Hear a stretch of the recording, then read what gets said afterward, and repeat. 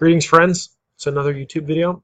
Again, this is myself as black playing against my friend David in a training game. He opens with e4. I play the Sicilian. He plays the c3 Sicilian, which is what I play myself, actually. And we get this system. Black definitely wants to strike in the center right away.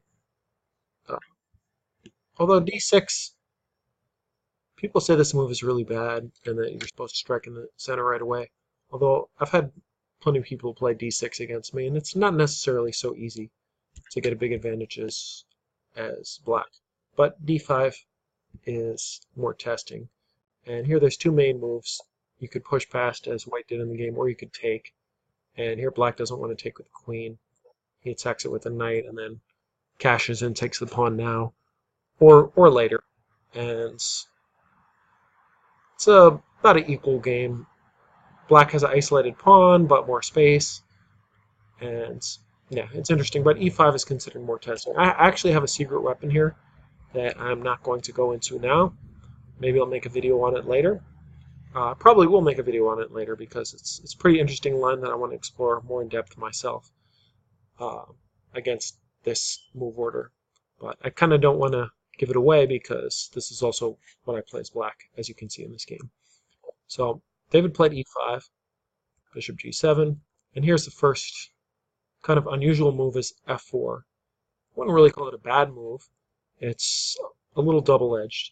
It does weaken this diagonal quite a bit if white puts his king over there. But it does gain space, maybe with some hope to attack on the king side later. So the next few moves are not particularly exceptional or interesting. You might ask why knight here. Well, obviously I can't put it on this square, and I'm going to want to come to this square at some point, putting pressure in the center. So I castle, and here's the first mistake. h3 is not a good move, and if you want to pause for a moment to try to understand why, it's actually pretty simple. You're weakening the square which is attacked.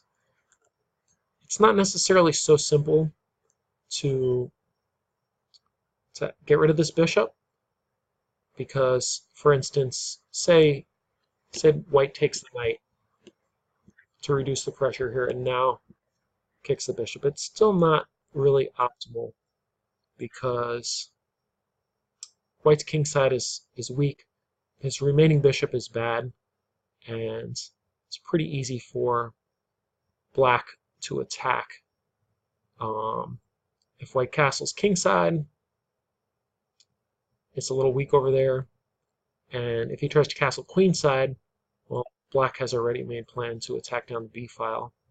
So it's a little tricky, actually, to get rid of this bishop, which is why I said these moves were not particularly good or bad at the beginning, but I would say maybe don't play bishop here, maybe play bishop here. The computer will say they're about equal. Actually, it likes his move better, but just prophylactically, this pin is pretty annoying, and in a lot of instances, black is going to take. So that would be one suggestion. But after h3, things unravel quickly. You might ask why white doesn't take with the pawn, continuing to guard this pawn, but this is just positionally really bad. It's kind of surprising that computer gives +2 for black.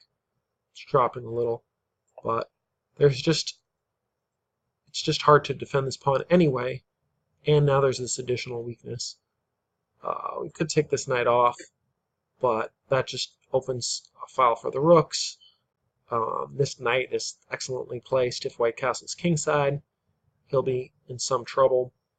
If he castles queenside, he'll also be in some trouble. This bishop is bad. Say he develops it.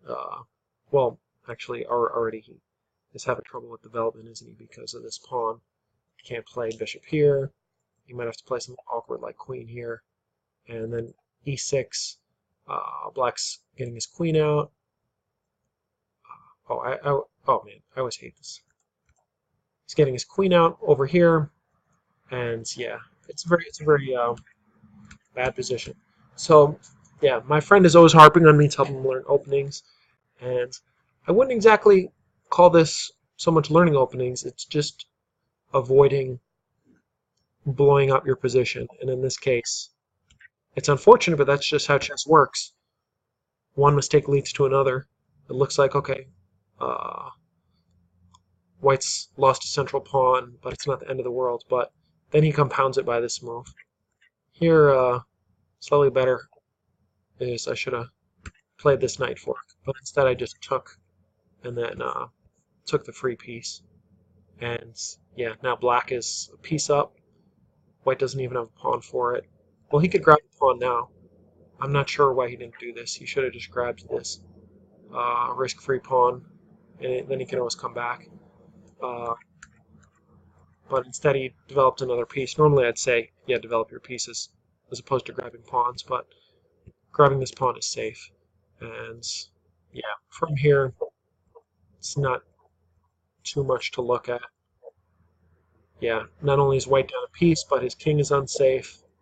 And yeah, really not too much point looking further from here. Took me about 20 or 25 more moves to win from here. But really, the main problem is in the opening. And really, it all comes down to one move, and then compounded by this second move. And yeah, the game is over. So chess is tough. All it takes is one or two mistakes to lose.